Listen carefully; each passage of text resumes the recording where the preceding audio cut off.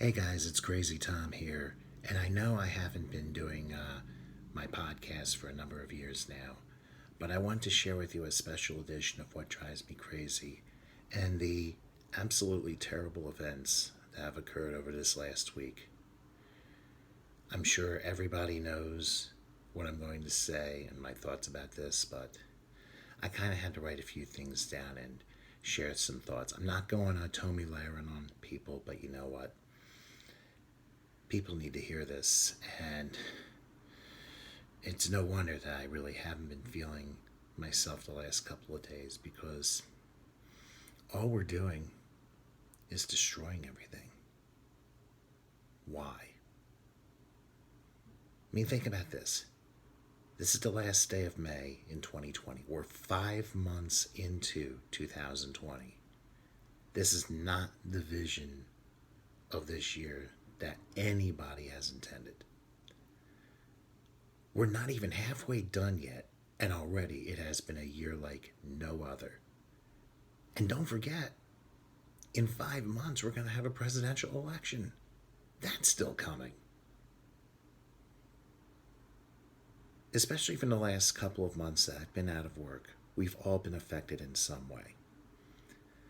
The chance for us coming together through COVID 19 has now literally been Napoleon blown apart by the incredibly sad happenings on the night of Memorial Day in Minneapolis. And it has led to one of the most savage reactions humanity has ever had. And I feel this is certainly the worst since the Rodney King riots in 1992 in Los Angeles. And for those of you who have known me for many years, I was a sophomore at Trenton State College then, living in a dorm, and I was seeing that on TV before the spring semester was over, and I couldn't believe it. Now, 28 years later, you could say a generation later, what have we learned? Apparently, I don't think we've learned anything, if much at all. Now, down to the basics of what happened Monday night. Along with pretty much everybody else who has had an opinion in this case, we already know George Floyd did not have to die. Regardless of what opinions you have on this case and what should be handled and what should be done and everything else like that, putting all of how this stuff was handled aside, we can all agree that what happened and the actions from Officer Chauvin were dead wrong and, as a complaint report stated, inherently dangerous, which was why he was taken into custody, whether it was regular custody, protective custody, whatever you want to call it. But we'll never know the true story about how and why this sad story went down the way that it did. But the sad reality is, as much as so many people are crying for the officers' heads whom are responsible for this tragedy, I sadly don't see it happening, and I'll explain why in a little bit. And yet, so many people have stepped out, even in these mysterious times of COVID-19, mask on or mask off, to make their voices known about this injustice. However, when the end results of these protests becomes Minneapolis is burning, the precinct where the officers' work went ablaze, and now many cities dealing with looting, rioting, and being destroyed when they're supposed to be protesting peacefully. When all this happens, everything becomes undone, and the progress we all have made just went up in smoke. Look at all the destruction that has been left behind in this country, especially in the last night or two. An officer shot dead in California. A bike patrol officer in Philadelphia breaks his arm, but he's okay. A famous courthouse in Nashville set ablaze. Other fires are set in Tampa, Grand Rapids, and many other places. There's video out where a driver in Denver allegedly was targeting police squad cars by deliberately driving at almost full speed onto a sidewalk and caused several injuries in the process. Police cars were turned over or set ablaze in New York City and Salt Lake City, and I'm sure countless of other places. Over 500 were arrested in Los Angeles. Curfews were set in many cities, including Philadelphia, where they're going to have another curfew tonight. Even the Ferguson, Missouri Police Department was evacuated after rioters attacked. I can go on and on with this list. But if you think about it, we chose to destroy everything. As a human race, we chose to destroy everything. We chose to be violent about it. And I don't give a you know what if there's an admission by the mayor of any city if the rioters and looters are from your city or not. And I don't want to hear you're taking back those comments. They are out there. You're speaking the truth. And the only way you're taking it back is if you're obviously being threatened by a higher power. These people chose to destroy. These rioters could care less about George Floyd, social distancing, COVID-19. They could care less. Now, we all know the phrase, in order to start over, we have to rebuild the old waste. But saying that, you can't demand justice and then contradict that by destroying your city, your home, your community. I heard in one place, fires were set at like high-rise places and people are trapped on the higher floors trying to safely get out. What if you were in that situation? If you're a rioter, you could care less about it. Now think back to when I was a college student and 20 years old when the Rodney King riots happened. Over 60 people dead in Los Angeles. I think there were 3,000 arrests. It was just unconscionable. But I want you guys to think of something. Following the tragic LA riots of 1992, remember originally that the 4 officers in the Rodney King case were found not guilty, which basically was turpentine and petrol and gasoline all put together and a match being put on all that, and basically Los Angeles was burning. But following those riots, out of the 4 officers, they were later federally tried, and of those 4, 2 were found guilty of violating Rodney King's civil rights, and both served 2.5 years in jail. Although the other 2 were acquitted of those charges, all 4 officers were fired and now no longer live in California. Not only that, a month after the carnage went down, the LA police chief was forced to resign under that unbelievable pressure. Now getting back to current times. I'll be completely honest with you, and I think many people will disagree with what I have to say. But I need you to think about something. I have read so many things over the last few days, and I've been very, very hesitant to really make comments about this. But given everything I've read about what happened, along with tons of other circumstances, which includes the preliminary medical examiner report, which, go figure, that after it was released, we haven't heard any official word about anything, so makes you wonder. But I truly and sadly believe justice is not going to completely be done. I firmly believe that the worst that will happen to Officer Chauvin is that he will be charged with nothing worse than involuntary manslaughter. And even that probably won't happen, as there will probably be a confidential plea deal being given. But if anything, even though a life cannot be brought back, I just don't see any of those 4 law enforcement officers involved ever wearing a police uniform again. But that's not the only thing that needs to change or be reformed. Remember that what happened the night of Memorial Day, that's under the watch of the current Minneapolis police chief. If you want to see real change, the same thing has to happen to him. He and everybody in his chain of command must step down, must resign in order for there to be true change, even if they weren't directly involved.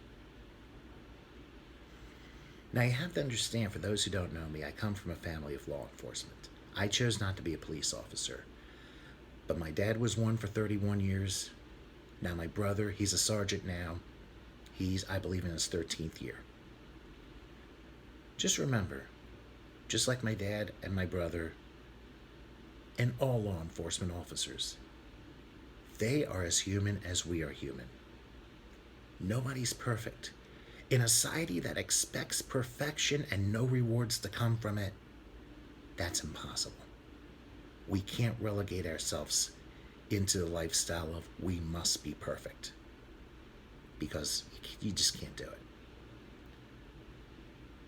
We as human beings make mistakes, no matter what our profession, and that includes law enforcement. Officers make mistakes as well. There was one officer who went on a high-speed chase in Florida, chasing a sports car at 130 miles an hour. He was finally pulled over, but all of a sudden, as he was being pulled over, the trooper's vehicle caught fire. And it turned out the guy causing the high-speed chase ended up being let go with a citation, and the officer had to go for further training on how to handle these pursuits.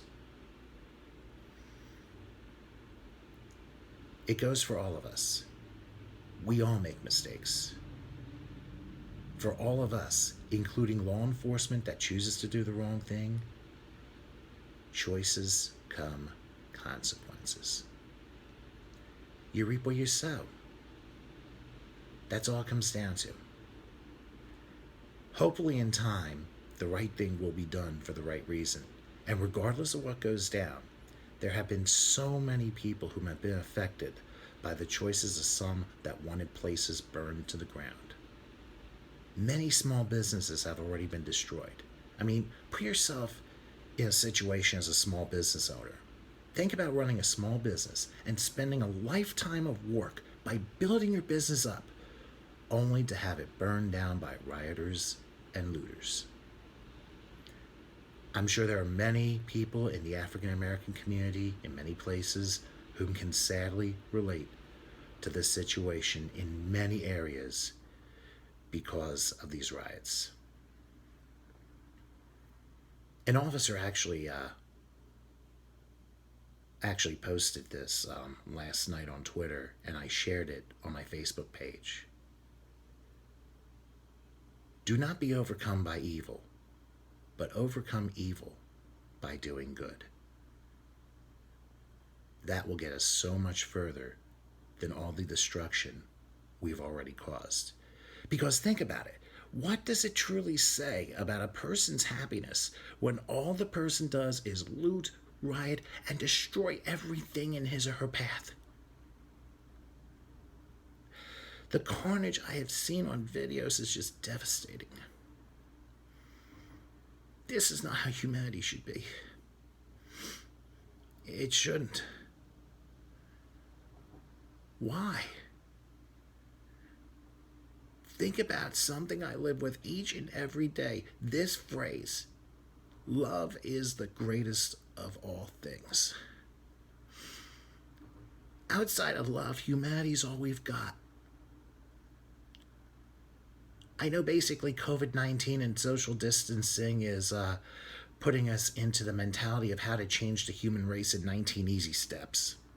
But sometimes you just gotta put that aside. You just have to. We need each other more than ever. We are in this together. No person can do this alone. We are that humanity. Why do we feel the need to destroy one another? It's all the same blood. Maybe different shades of skin, different backgrounds, different mentalities, different opinions, but we are a human race, and that's the only race that should matter. Not black or white, not Chinese, not Hispanic, not Indian. Who cares? We are all human beings in all this. Rodney King said this in a speech in 1992 when the riots were going on. because he clearly was devastated. He said, "We have to quit. Please.